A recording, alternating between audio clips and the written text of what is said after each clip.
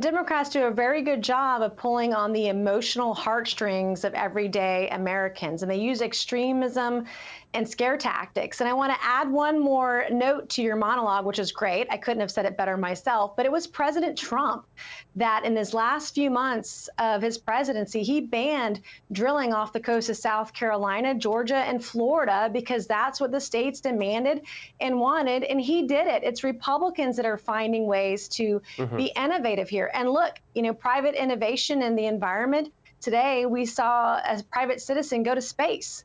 And if we allow businesses to be innovative, we can do the same thing, find the same kind of solutions for the environment as well. So tell us a bit about what you're hoping to achieve with the climate caucus. What are the kinds of things we might expect there?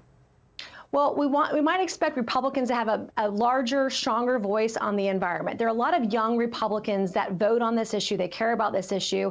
I represent the coast of South Carolina, as do many Republicans, and our entire economy rests on a beautiful, pristine, and clean environment. Our economy is tourism and hospitality, and so our lifestyle demands it if we want to be successful. But having a stronger voice on the Republican side, bringing free market solutions, recognizing that overregulation has actually hurt the environment. As you stated earlier in your monologue, places like New York or California, where they have overregulated oil and gas, they have to import it from other countries. And in New York, they're getting it from Russia, not an ally of the United States. It's mind-boggling how dumb some of these regulations are.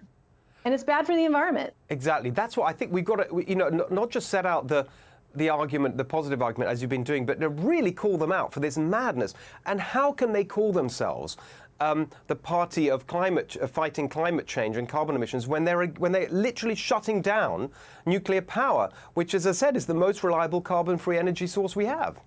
Yeah, it's the cleanest. And it's not like the November election, Steve, was a mandate on the Green New Deal. And they've been trying to shove the Green New Deal in every single spending package that the Biden administration has had to pass or get through Congress. I mean, it's insane what they're trying to do right now on every level. But most Americans, they want common sense, pragmatic solutions that just make sense to their wallets, their environment, and their businesses. And we can see innovation when we lower taxes. Businesses in the private sector have the ability, the money, and the resources to invest in pro-environment policy. Exactly. Well, I'm so pleased you're out there putting this message out and developing that agenda. I think it's, as you say, it's going to be increasingly important, and it's a real political opportunity as well. Congresswoman Nancy Mace, thank you so much. As always, thank you, Steve. All right, joining me now, the president of the American Conservation Coalition, Benji, and Hoover Institution fellow Lanhee Chen, who's just announced his campaign for California Controller. Great to see you both. Benji, I mean, we've talked about this before. The political opportunity is huge.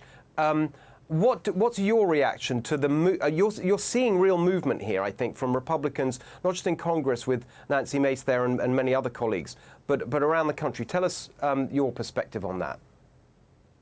Well, look, Steve, there has been an incredible transformation within the conservative movement over the past few weeks. We've seen John Curtis, an incredible leader in the United States House, launch the Republican Climate Caucus. We saw the Republican Senate senators pass the first pro-climate policy of the Biden administration. They did it as Republicans to help farmers fight climate change. It is going to be Republicans, conservatives, that are going to be at the forefront of climate action. But we have to stand up and say, okay, the left's approach is about politics. It's about alarmism. It's about scaring people. It's about scaring my generation. We're going to stand up for American ingenuity, American interests, and show the rest of the world that we can be the leader in green technology and fighting for a cleaner environment.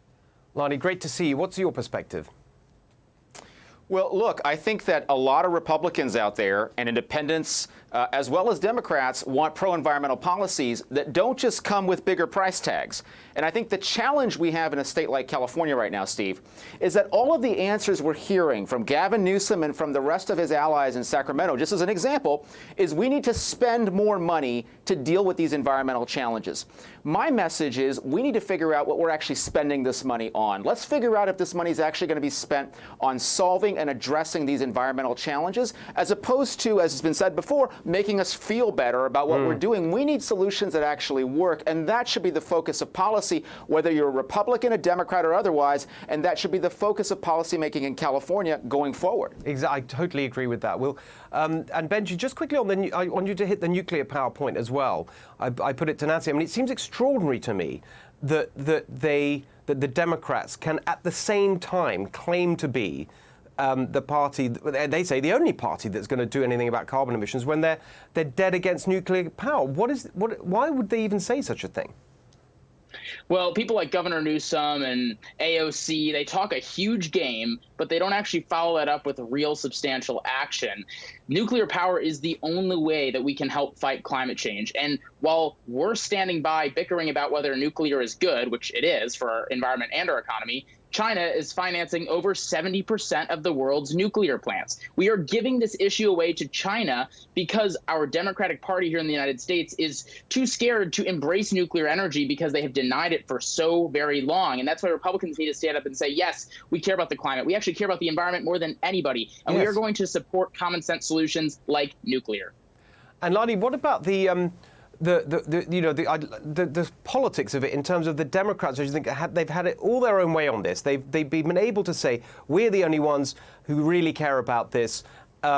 Republicans don't care. They're climate deniers. You know the rhetoric. In a state like California, that it's really important to be able to have an answer to that's really convincing. It says not only do we as Republicans have a positive solution, but the Democrats, who for years told you that they're the only ones that care, they don't have answers at all because, for example, they're closing down the nuclear power stations.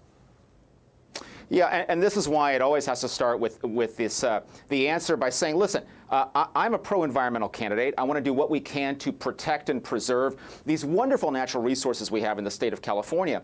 But when you talk about spending all of this money, are you actually achieving the outcome you want to achieve? Yeah. Are you actually saving the climate? Are you actually saving the environment? Or are you just making yourself feel better? Governor Newsom, for example, has proposed $11 billion in new spending on things related to the environment, but these are all one-time hits to make us feel better. There's no capital investment in trying to create energy that's cleaner and that is more reliable than what we have now. There is no longer-term investment in trying to make our state more environmentally friendly. This is all about one-time hits as opposed to longer investments. And that's the problem we really have, is so much short-term thinking, not enough long-term investment. And just quickly, Lanhee, I just want you to talk more broadly about the race you just entered last week, because, you know, living there in California, I think a lot of us are hoping to see an end to this one-party rule that has been so destructive. And you know, the climate stuff that we just talked about is just one example. What's your, you know, how can people find out more about the campaign, and just tell us a little bit about the broader issues around it? Yeah, well, look, I'm running for California State Controller. It's the chief financial officer of the state of California. I believe it's time for us to finally have some accountability around taxpayer money, Steve. You've heard me talk about this before. Whether it's environmental issues or homelessness, cost of living issues, California is spending so much money. We have no idea where all that money is going. We have no idea if any of those programs are working. My platform is one of accountability, transparency, and independence. Let's finally bring some fiscal responsibility and fiscal sanity to the state, and let's have a check on the one-party monopoly in Sacramento. I hope people will go to find out more about my campaign, chenforcalifornia.com, and they'll join me in this effort to finally bring transparency and accountability to state government here in Sacramento. And Benji, you're up in Washington. Any chance of that kind of change happening up there? What do you think?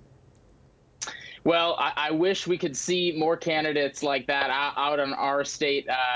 We have some serious problems with our governor, Jay Inslee, who is similar to the folks we've talked about earlier, talks a big game, talks about big numbers, a lot of money being spent, but actually doesn't have a plan. And so in Washington state and nationally, what we need to do is take the political activism out of environmentalism, and let's put the environment back into environmentalism. We need to do that in Washington. We need to do it nationally. Well, it's great. I totally agree. It's great to see you both fighting back on the climate issue, Benji and Lanhee, in California. We really need you. Chen for California. Great to see you tonight. Thank you so much. Hey, Sean Hannity here. Hey, click here to subscribe to Fox News YouTube page and catch our hottest interviews and most compelling analysis. You will not get it anywhere else.